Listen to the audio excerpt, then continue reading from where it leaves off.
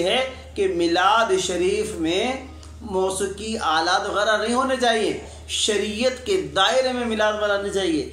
ऐसा मिलाद के एहतमाम करना चाहिए जिससे दूसरे को तकलीफ़ ना हो, और हुजूर सल्लल्लाहु अलैहि वसल्लम की मोहब्बत में झूमते हुए नात दरूद शरीफ कुरान मजीद की तिलावत की खूब तरकीबें की जाए। इस मुबारक महीने में बरकतें हासिल की जाए। इस मुबारक महीने में पहली तारीख से लेकर 12 तारीख तक दरूद पाक पढ़ा जाए, इस नियत के साथ कि मैं आका अलैहिस्सलातु वस्सलाम की ज़ियारत करूँगा।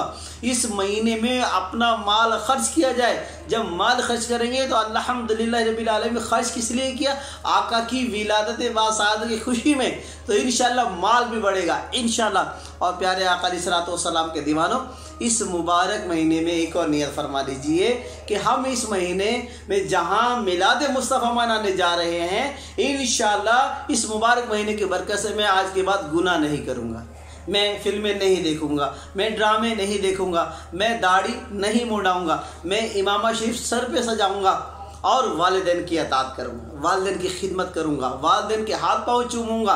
प्यारे इस्लाम में ये मिलाद मुस्तफ़ा में हुजूर सल्लल्लाहु अलैहि वसल्लम को तोहफा तो पेश कीजिए, ठीक है, घर सजाइए, झंडे लगाइए, लेकिन साथ साथ अपनी इस्लाह भी कीजिए। गुनाहों भरी अगर ज़िंदगी है तो उससे तौबा कर लीजिए, गुनाह छोड़ दीजिए। गुनाह करना अच्छी बात नहीं है, क्योंकि ना जाने कब मौत आ जाए, कब हम कब्र में उतर जाए। अब बताइएगा, क्या हमें गाने जो हम सुनते हैं वो हमें बचाएंगे?